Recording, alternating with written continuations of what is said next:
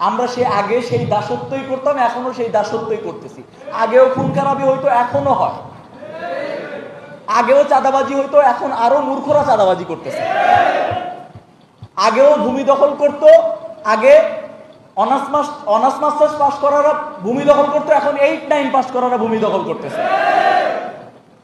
আপনি একটু ফেসবুকে একটা স্ট্যাটাস দিয়ে দেখেন তো, চাঁদাবাজ কারা আপনার নিচে কমেন্টের নিচে এসে গালিগালাজ করে, তখন দেখবেন আপনার চাঁদাবাজ বলতে কারে বোঝায়। একদম একটা নির্দিষ্ট দলের লোকের এই ক্ষেত্রে, এবং তারা বোঝাই দেয় আমাদের গালিগালাজ করতেছে। এবং আপনি যদি কারো চাঁদাবাজ বলেন, আপনাদের সরকার বিরোধী এটা আর বলা লাগে না, মানে সরকারি দল নিজের দায়িত্বে নিয়ে নেয়। এটা এই কথা তুমি বলতে পারো না, তুমি একজন সাংবাদিক। যদি আপনি বলেন আপনি সাংবাদিকতা চাঁদাবাজ বলতে পারেন না। তো চাঁদাবাজি করে বিএনপির এটা দলীয় স্ট্রাকচার এবং পলিটিক্যাল তার ইকোনমির মধ্যে নিয়ে নিয়েছে যে চাঁদাবাজি না করলে দল চলবে কীভাবে। চাঁদাবাজি তো বিএনপির লোকজন করতে হবে, কারণ বিএনপি যখন দল ওরা পুনর্গঠন করে এবং গঠন করে, তখন থেকে একদম দেখবেন আপনি বিএনপির দলীয় পদগুলো অধিকাংশ হচ্ছে টাকা দিয়ে কিনতে হয়। এবং অনেক টার্ম আছে, যেমন আমি পড়াশোনা করেছি জাহাঙ্গীরনগর থেকে। জাহাঙ্গীরনগর ছাত্রদল বলে যে ক্যাম্পাসে আমি কমিটি নিয়ে আসছি, মানে কিনে নিয়ে আসছি, যারা সভাপতি সেক্রেটারি হয়। এই টার্মটা কিন্তু খুব মজার, আমি ক্যাম্পাসে কমিটি নিয়ে আসছি, মানে আমি কিনে নিয়ে আসছি। কমিটি কিন্তু এমনি দেয় না।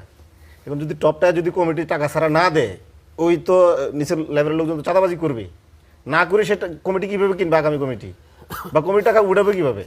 এখন এগুলো অনেকে বলে না, আমি বলে ফেলছি।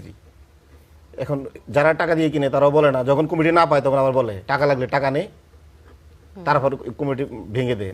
দেখেন না ছাত্র দলের সেক্রেটারির বিরুদ্ধে তার নিজ জেলায় বলছে যে মানে টাকা লাগলে টাকা নেই, তারপর আমার কমিটি ঠিক করে দেয়। মানে ওরাই বলে, কিন্তু কমিটি না পাইলে তুই টাকা দিয়ে কমিটি বিক্রি করছো, অথবা আমার টাকা নিয়ে কমিটি দেশ নাই। আচ্ছা আচ্ছা। তো এখন এই যে কমিটি দেয়া নেয়া এবং এর পুরোটাই হচ্ছে ওনারা চাঁদাবাজি করার জন্য একটা দলীয় একটা মানে বৈধতা দিয়ে দেয়, যার কারণ হচ্ছে এই চাঁদাবাজদের সাথে একটা পেশাদার চাঁদাবাজ জোড়ায়। ওনারা কি করে, আরো কিছু লোকজনের দলীয় পদ না দিয়েও চাঁদাবাজ হিসাবে তারা আশেপাশে পালে।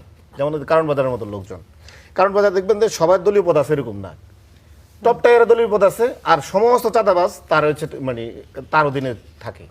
তো এটা মূলত এখন ক্ষমতাসীন দল যে থাকে তখন তারাই করে। এখন বর্তমানে বিএনপি করতেছে, তাদের কোনো সংস্কারের উদ্যোগ নাই।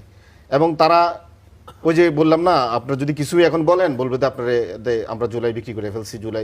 আমরা জুলাই কার কাছে বিক্রি করছি, কয় টাকা বিক্রি করছি, কোথায় বিক্রি করছি? তো দেখেন না, আপনি আমার জুলাইটা কিনছেন, আচ্ছা, আরেকটা প্রসঙ্গে আসি। ওনাদের 41 জন ঋণ খেলাপি ছিল বিএনপির। এই ঋণ খেলাপিদেরকে জন্য, যাতে বাংলাদেশের ঋণ খেলাপিরা বাংলাদেশ ধ্বংস না করতে পারে, জনগণের টাকা পয়সা লুট করে মানুষের পথে বসানোর পরিস্থিতি না থাকতে পারে, সেজন্য আমরা ব্যাংক রেজুলেশন করলাম। এবং